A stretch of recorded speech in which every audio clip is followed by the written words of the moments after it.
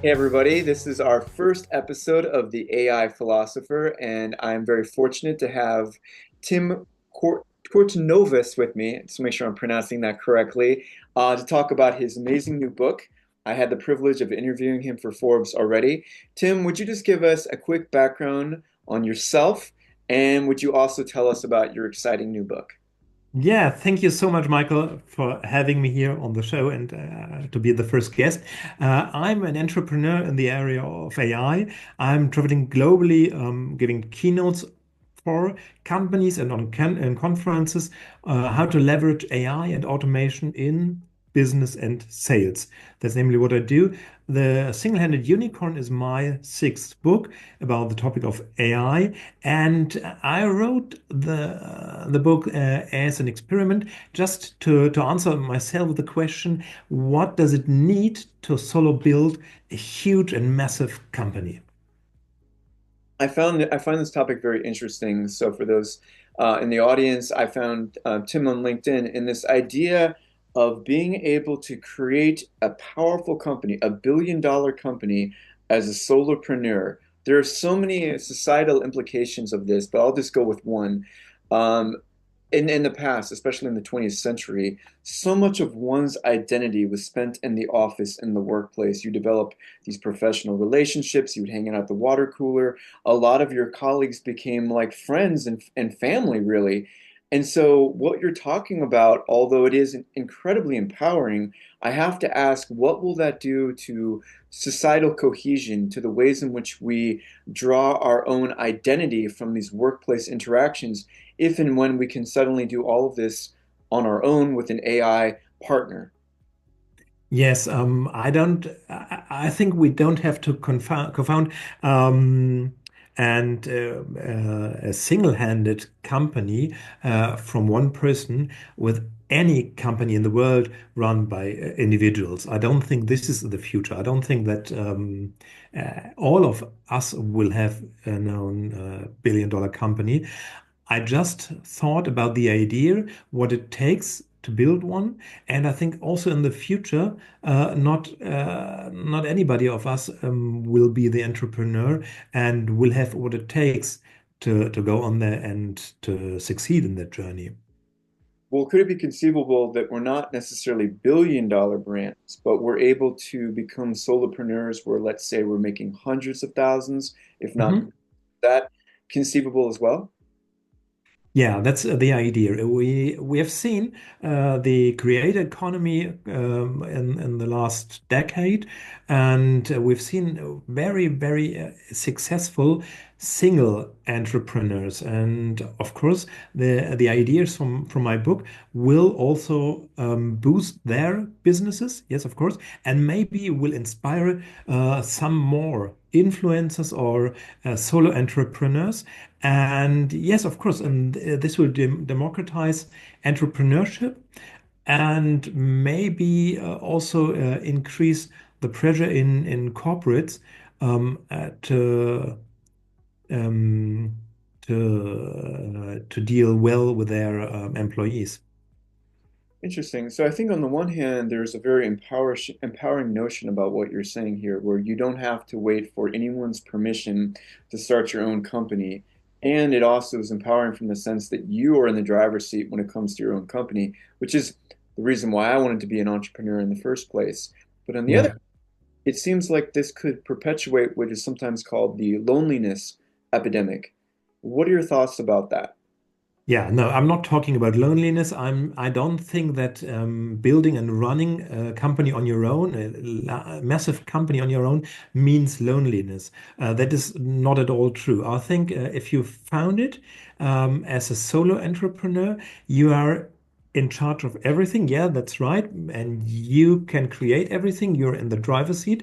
But you will need a red around you of freelancers, of sparring partners, of coaches, whatsoever. You will have to talk and to reflect your ideas with other humans, of course. And I do this myself. I'm implementing automation and AI in a massive way for the last 14 years, since 2011. As I have a lovely family I like to spend time with, and so I decreased my working hours about 25 to 30 hours on average a week, and I have a six-figure revenue per year. So I do this also to spend more time with the ones I love. That's a wonderful benefit.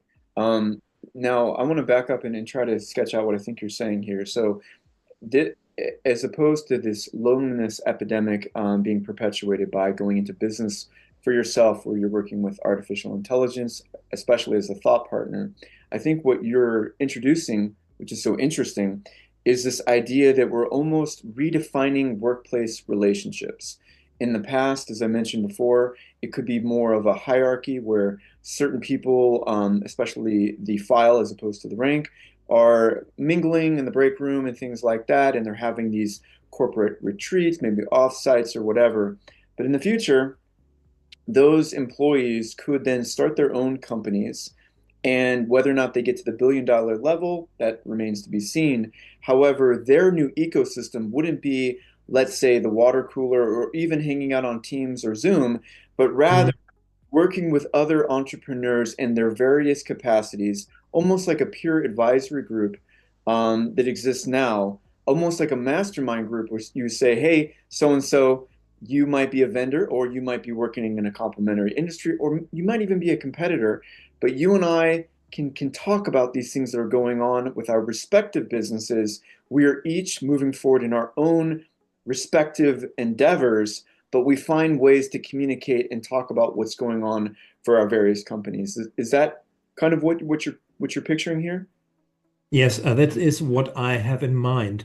I know there's a huge part of corporate culture, or for us when we're in the role of an employee or the team member. And yes, you have these kind of water cooler chats, or yes, you talk about your weekend in the morning with your colleagues. I think this is really comforting. Sorry. But a lot of times, I used to work in the corporate world as well, some 15 years ago, and I discovered that a lot of time is to recover from the work and to omit working really. And it felt at a certain point it felt really useless or senseless. I don't want to sound nerdish, but I think if you're in that kind of environment, you need this water cooler chats to be a part of that team. But I think you as a person don't need necessarily these kinds of chats. I think it would be better to chat with your best friend or a good friend or your family. And yeah, I think so. It would be better in the future to have mastermind groups of like-minded people talking about their businesses and sometimes about their weekends or their leisure time, but not as a kind of valve to your working hours. Wonderful. Well, the last consideration I want to bring up is what I also find deeply empowering about what you're talking about is so much of the conversation around artificial intelligence centers around job displacement and automation. But what I find intriguing and hopeful about what you're saying is rather than being displaced by AI, we're using it to create the companies on our own to do things that once required tremendous amounts of resources and organizational power and personnel. It seems like you have a very hopeful sense of the future.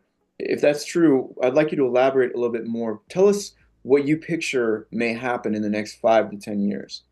Yeah, I'm deeply convinced that AI gives us a massive lever. And the smart companies don't lay off their people, but they give AI to empower their people. And I know there are quite a lot of corporates that don't think that way, and there are massive layoffs right now. I'm sorry to see this, but we have, as part of the workforce, very highly skilled people. And yes, if you, as a smart company, use this knowledge and give your people the AI lever to 10x their ability to achieve success. This will be the way in the future. Of course, there is always a lot of change, but one of my favorite pictures is this. In the 1920s, when you made a telephone call from New York to Washington, for instance, you had to wait for 30 minutes. You called the operator, and the operator told you just to wait, and that they would call you back. You waited 30 minutes, and then you had your phone call put through from New York to Washington. Nowadays, you make a video conference from Portland to Hamburg, Europe, or from Singapore to New York with video images in an instant. Yes. And yes, we had massive layoffs of these telephone operators, but I think nobody wants that time back where you had to wait 30 minutes for that call. So yes, there will be changes and tremendous changes, but I I'm deeply convinced that we as humans and as a society and as businesses will be able to create new jobs and to leverage AI before this massive layoffs lead to massive unemployment. Well, I love the way that you put that, and I do think it's deeply empowering, and it's a message that we need to hear more of it. So, Tim, I want to Yeah. thank you on my show today, being the first guest. For those that want to follow your work, especially your new book, how can they do so? Yeah, they will find me on LinkedIn. I have a massive following there, and I like to be there and post a lot about my books. I have a newsletter. This is called the Sales Accelerator, and coming every Friday with new ideas of using AI in your business or for your own business and your own entrepreneurial journey. And yeah, there you will find me, and I will be more than happy to see you there. Well, wonderful. I want to say thank you again, Tim.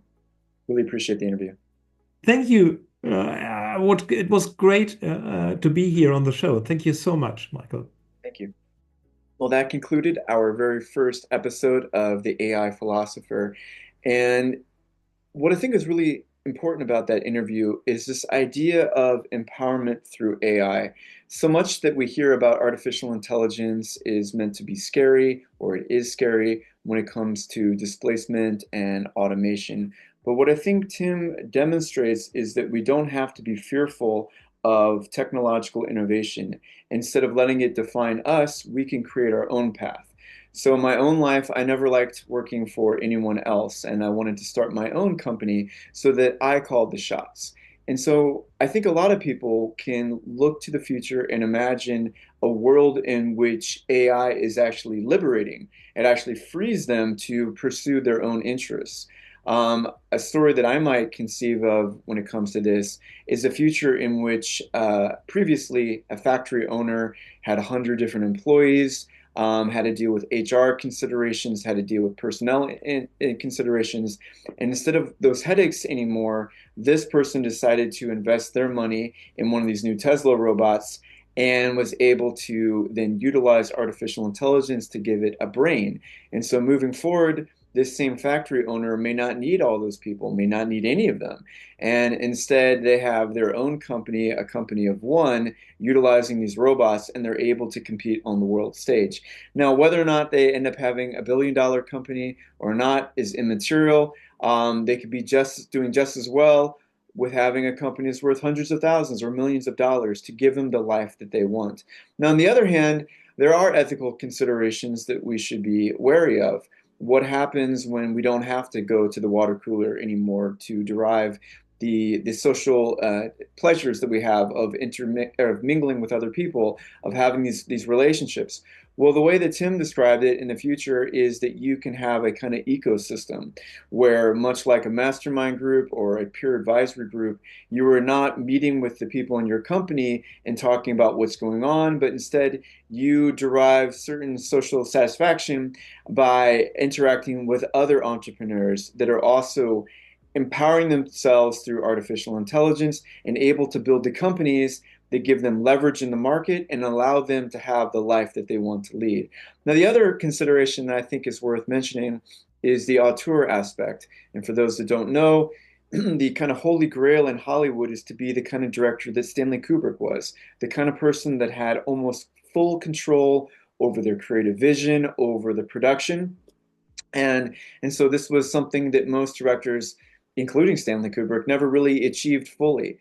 So in this new model, you can imagine a sense where a company of one isn't only creating, let's say, widgets or physical products like that manufacturer I mentioned earlier, but instead they're creating creative projects. So they're creating movies and TV shows where it is truly an auteur, a company of one. Now, on the other hand, maybe we lose something out when we don't have people that we're bouncing stuff off of on our production, on the movie set, where we're not working with other creatives, where really it's all beholden to us. But then again, maybe in this scenario, to go back to what Tim mentioned before, as a creative auteur, as a director, in this instance, you can be talking to someone else. They may not be directly related to your production, but you're still soliciting their feedback and getting their ideas.